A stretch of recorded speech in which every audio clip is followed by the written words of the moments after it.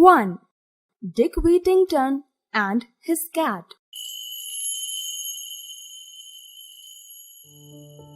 Dick Whittington was a poor orphan. He lived in a poor parish and has nothing to eat and no work. He ate whatever scraps he could find or beg for. He had heard exciting stories about a glorious city called London, whose streets, the stories say, were paved with gold. So, one day, when a wagon came through his village on its way to London, Dick became a friend of the wagon driver and travelled with him to London. When Dick Whittington arrived in London, he was very disappointed to discover that the streets were not paved with gold, but with dirt. There was no work and no food. Tired and starving, he sat outside the home. It was the home of a wealthy merchant named Mr. Fitzwarren, whose cook tries to shoo him away. Luckily, Fitzwarren returned home for dinner and saw the boy. He took pity on Dick when he explained how he had not eaten for 3 days.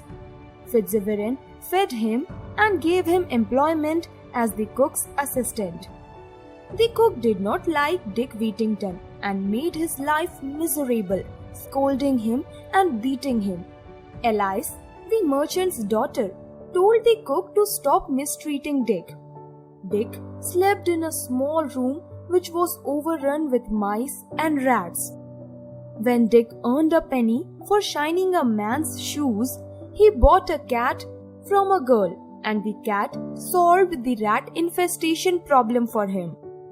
Fitzwarren organized a trade expedition sending the merchant ship, so he asked everyone in the household to give something to him to take to sea and make their fortune.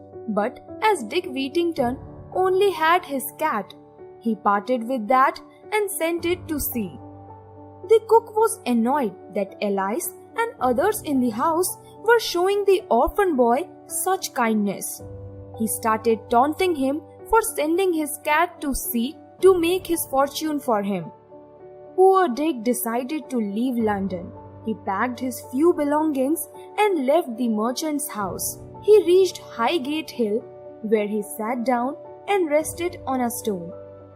That stone is called Whittington's Stone to this day. There is a statue of the cat pictured right to mark the site of Dick's change of heart.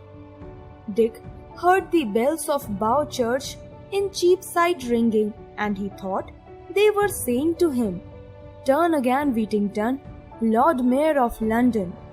For him, this was a sign to turn back, and returned to the merchant's house.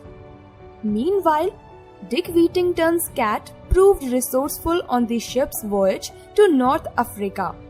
When the captain was dining with the king and queen of the kingdom, he discovered they were overrun with rodents and offered to sell them Dick Whittington's cat for a good price.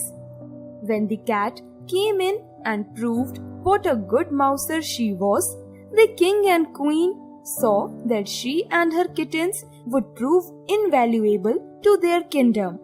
So, they gave the captain a huge sum of money for her.